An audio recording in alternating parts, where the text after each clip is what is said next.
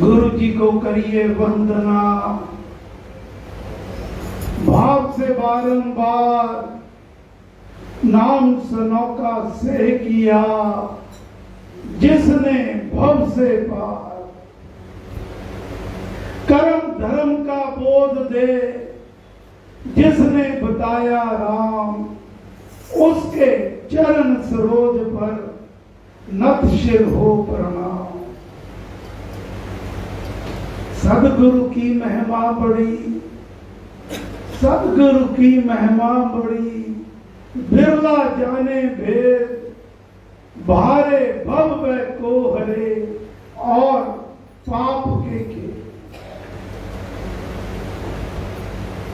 करता करे ना कर सके, गुरु करे सो होए, तीन लोक नौ खंड में गुरु से बड़ा ना कोई। गुरु गोविंद दो खड़े, काके लागू पाए, बलहारी गुरु आपने, जिन गोविंद दियो बताए। बलहारी गुरु आपने, जिन गोविंद दियो। हे गुरु महाराज, परम पूजनीय श्री स्वामी जी महाराज, आपके ही स्वरूप परम पूजनीय श्री प्रेम जी महाराज, संत श्री नर केवल वेदी जी महाराज, आप यहां साक्षात विराजमान हैं।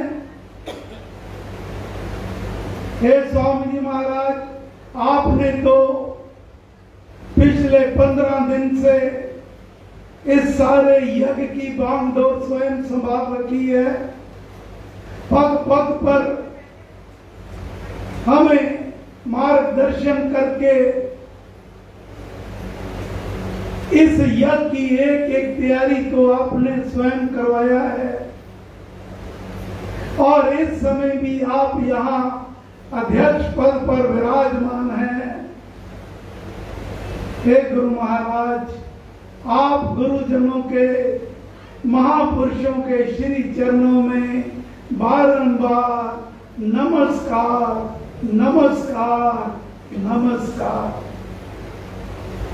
हे महाराज, आप ही ने ये बात कही और इस बात की गारंटी भगवान श्री कृष्ण चंद्र जी महाराज ने दी है कि जहां प्रभु का गुणगान होता है, वहां मैं साक्षात विराजमान रहता हूं।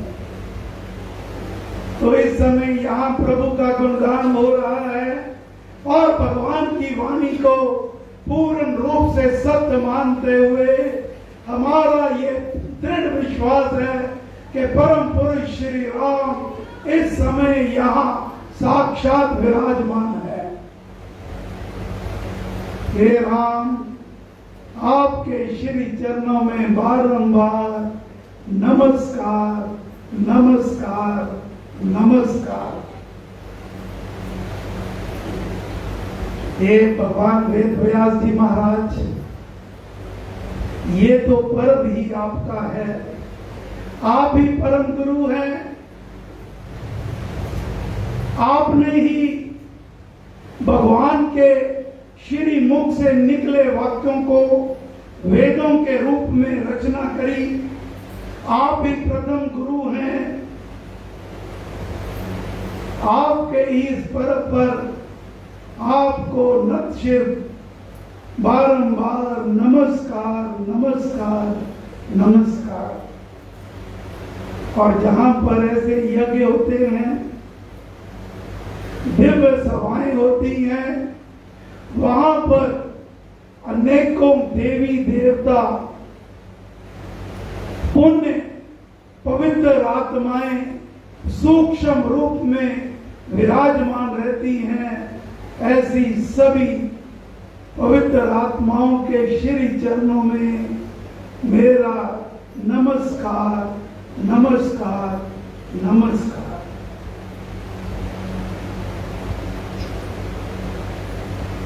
सभी संत महापुरुष समझाते हैं,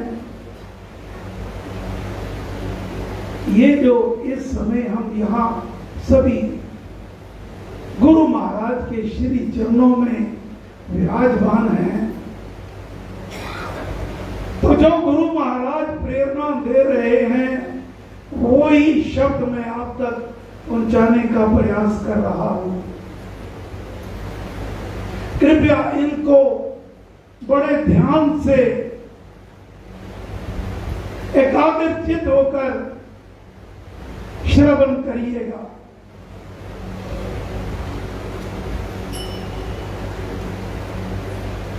संतों की वाणी है, जब भी ये हम मानव चोला मिलता है ये यूं ही नहीं मिल जाता। ये हमारे शुभ कर्मों के प्रताप से और श्री राम कृपा से ये हमें प्राप्त होता है। यही एक जूनी है जिसमें हम प्रभु श्री राम की भक्ति कर सकते हैं और उसकी भक्ति करके उसी को पा सकते हैं। लेकिन संतों ने एक शर्त लगाई है, बड़ी सीधी सी बात है। कोई कितना भी बड़ा इंटेलिजेंट ब्रिलियंट विद्यार्थी क्यों ना हो, नॉलेज भी बहुत हो, लाइब्रेरी में बुक्स भी बहुत पढ़ी हो, लेकिन जब तक वह किसी यूनिवर्सिटी में, कॉलेज में, मेडिकल कॉलेज में नहीं जाएगा, वहां के गुरु की शरण में बैठकर प्रोफेसर साहब जो समझाएंगे जब तक वो नहीं ग्रहण करेगा वो एक अच्छा डॉक्टर, अच्छा इंजीनियर, अच्छा टीचर नहीं बन सकता। इसी प्रकार आध्यात्मिक जीवन में अगर आपने उन्नति करनी है, परमेश्वर को पाना है, तो आपको इस जीवन में गुरु की शरण में जाना पड़ेगा। गुरु ही हमारा सच्चा साथी, हितैषी, सहायक और मार्गदर्शक होता है।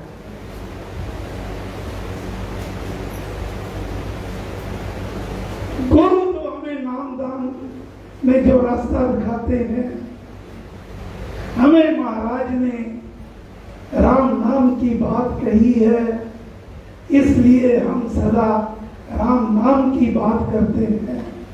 ये महाराज को देव द्वार से ये प्रसाद मिला था। जो भी कोई जीवन में अपना गुरु को धारण कर ले, किसी को भी हो, तो उसके गुरु के बताए मार्ग पर चलना होता है। उसका अर्थ ये नहीं है कि गुरु धारण कर लिया, जब मिले उसके पांव को हाथ लगाने लगे, उसके आसपास घूमने लगे, उसके जश गाने लगे, लेकिन जो उसने बात कही उसकी तरफ ध्यान नहीं दिया, तो फिर ये कोई लाभ नहीं होगा। गुरु की बात पर अमल करना होगा। गुरु की महिमा तो इतनी है, जब भगवान भी ये मानव चोला में अवतार लेते हैं, जैसे त्रेता में भगवान श्री रामचंद्र जी महाराज के रूप में प्रकट हुए, वे भी गुरु की शरण में गए, गुरु विश्वामित्र के पास गए और गुरु वशिष्ठ उनकी शरण में जाकर सारी विद्याएं ग्रहण करी। द्वापर में भगवान श्री कृष्ण चंद्र जी महाराज जब उन्होंने मानव चोला लिया, वह भी संदीपनी ऋषिपुर के आश्रम में जाकर गुरु से नाम दीक्षा ली और पूरे विश्व का, पूरी मानवता का कल्याण किया। जो भी कोई अपने गुरुदेव पर पूरा विश्वास भरोसा करता है, उसके द्वारा दर्शाए मार्ग पर दृढ़ता से सदा अग्रसर रहता है। गुरुदेव भी उसकी हर हाल में सहायता करते हैं, रक्षा करते हैं। वह किस रूप में आए ये कोई नहीं जानता। आज ये जो इतना बड़ा दरबार सजा है, ये कोई डॉक्टर साहब की कोई औकात नहीं है। हम तो गुरु महाराज के चरणों की जो धूल है उनके कणों के भी बराबर नहीं है। ये उनकी कृपा है। वो किस रूप में यहाँ विराजमान है ये वो जान है। विराजमान यहाँ पक्का श्री स्वामी जी महाराज की वाणी, श्री वाल्मीकि रामायण सार सुंदरकांड। गुरुवर दीओ ते सुखदाई, बनते जो पिता और माई। शिष्य जनों पर जाते वारे, भेद भाव से रहते न्यारे। वो तो अपने शिष्य जनों पर मारे जाते हैं। जैसे माँ उसका बच्चा कैसा भी हो सदा उसी का गुणगान करती है, ये मेरा भोलू है, ये बड़ा सुंदर है, ये वो है, अपने बच्चे का गुणगान करती है। इसी प्रकार जब माता पिता मानकर गुरु की शरण में जाता है, गुरुदेव भी ऐसे ही दुलार करते हैं। कबीर साहब ने तो यहां तक कह दिया है कि वह मनुष्य तो अंधे हैं, अंधे के समान है। शब्द देखिए क्या इस्तेमाल करें। ये सब दिव्य वाणियां होती हैं। जो गुरु के मतलब को ना समझकर कुछ और ही कहते हैं। यदि हरि भी रूठ जाए तो आप गुरु की शरण में चले जाओ, वो सब संभाल लेते हैं।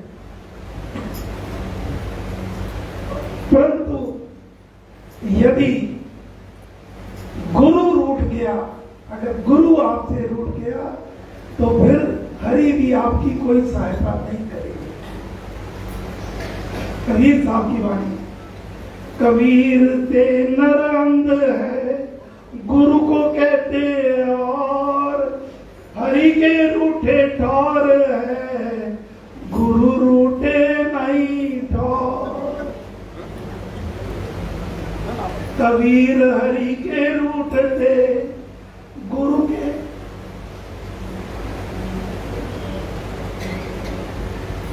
कबीर हरि के रूठते, गुरु के शरण जाए। कहे कबीर गुरु रूठते, हरि नहीं होत सहाय। अगर गुरु रूठ गया फिर भगवान की हाथ खड़ा कर देते हैं कि जिसने अपने माता पिता का आदर नहीं करा। महाराज संत श्री नरकेवल बेदी जी महाराज, मैंने तो इन्हीं को देखा है। मेरा बचपन, मेरी जवानी अब अंतिम समय आ चुका है। जो उन्होंने बताया वो सुना, जो उन्होंने दिखाया वो देखा। महाराज कहा करते सब विशेषकर बहनों के लिए। घर में तो माता, वृद्ध माता पिता भूखे पड़े हो, उनको तो आप ढंग से, इज्जत मान से एक रोटी भी ना दो, और मंदिर में जाकर सैकड़ों तल खड़का लो, 56 प्रकार का भोज, क्या 156 प्रकार का भोग लगा लो, भगवान आपकी पूजा कभी भी नहीं स्वीकार करेंगे। ये होती है संतों की वाणी, जो समाज को सुधारने के लिए है। अब प्रश्न ये पैदा होता है, हम ऐसा क्या करें? अब बातें तो बहुत लड़े, अब तक प्रयास करा है, लेकिन अब हम क्या करें कि गुरु हमारे ऊपर प्रसन्न हो जाए, हमारे ऊपर रीत जाए? इसके लिए महाराज कहा करते, जितने भी श्री राम शरणम के महापुरुष हैं, किसी की आम हिम्मत नहीं होती थी उनको चरणों को भी छू ले। कोई देवी छूती दूर से ही उसे परे करते, देवी चरण छूने हैं तो घर में अपने माता सास ससुर के छू, भाई साहब आप अपने माता पिता के छू, मेरे ऊपर क्यों पाप चढ़ाते? उसके आसपास फजूल में घूमे जाना नहीं। अगर उसको रिझाना है तो बड़ा सीधा सा रास्ता है, उनके बताए मार्ग पर चलना होगा, गुरुमुख बन के सेवा करनी होगी। ये नहीं मनमुखी, जो सेवादार अगर मनमुखी हो गया, महाराज को इतना, अगर कोई गुरु स्वामी जी महाराज की वाणी का, उनके नियमों का उल्लंघन करता तो इतना क्रोधित हो जाते।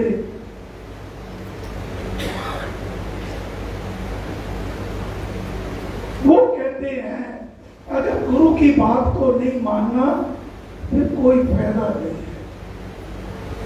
और गुरु ने जो रास्ता बताया, हमें महाराज ने रास्ता बताया, राम नाम का जाप, नाम दीक्षा ले ली। अब लोग, बहुत से लोग मुझे कहते हैं कि जी आप नाम दीक्षा शुरू करो, हम कोई मार्गदर्शन चाहिए। पहले उसके लिए मुझे, मैं तो पापों से बड़ा पड़ा, अगर अपने अंदर देखूं तो नेकों आपको मैं किस मुंह से इस स्थान पर आपको चल कह सकता हूं। लेकिन अगर गुरु कृपा कर दे, जिस दिन वो इजाजत देंगे, अपनी कृपा करेंगे, तो अपने आप तक सूचना पहुंच जाएगी। उसमें भी मैं गुरु बन गया, ये जितने भी हमारे महापुरुष हैं, कोई अपने आप को गुरु नहीं कहता, सभी कहते गुरुदेव हमारे स्वामी जी महाराज हैं। कोई गोहाना से नाम ले ले, कोई पानीपत से ले ले, कोई दिल्ली से ले ले, कोई लुधियाना से ले ले, स्वामी जी महाराज हमारे गुरुदेव हैं। अगर किसी ने नाम दीक्षा दे दी, अब राष्ट्रपति का भाषण होता है, उसकी जो ट्रांसलेशन करे या उसका मैसेज बन जाए, वो राष्ट्रपति नहीं बन जाता, वो तो एक उसका मैसेज पहुंचा रहा है। तो वो कार्य, वो भी कार्य जिस दिन महाराज आज्ञा देंगे उस दिन शुरू हो। तो अगर गुरु को जाना है, महाराज ने कहा राम नाम का जाप और निष्काम सेवा, ये दो चीजों को, ये ब्रह्मा के सूत्र हैं।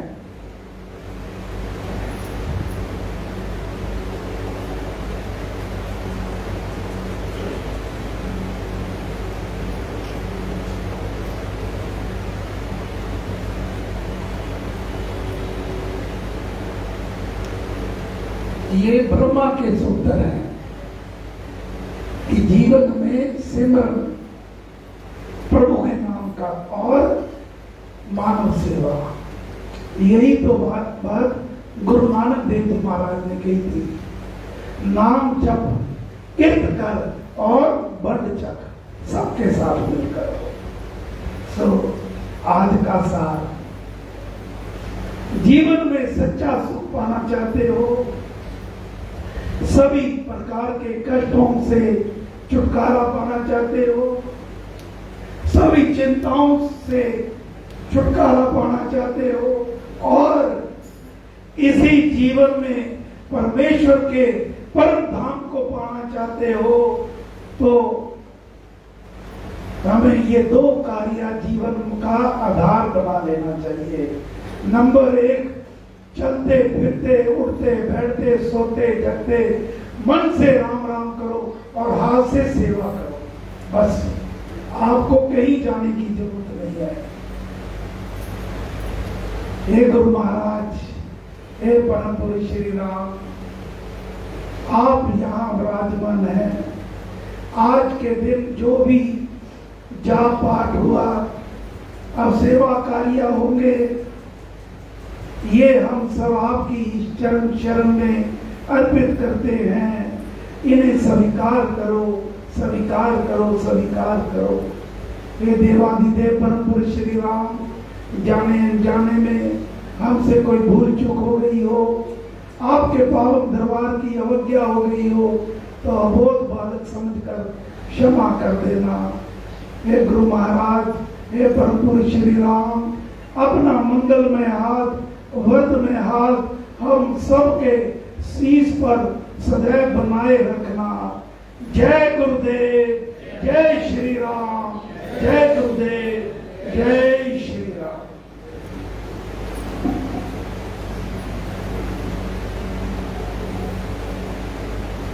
हमारा अति सौभाग्य कि इतनी बड़ा दरबार सजा। पिछले बार भी यहाँ गुरु पूर्णिमा का दरबार सजा था, लेकिन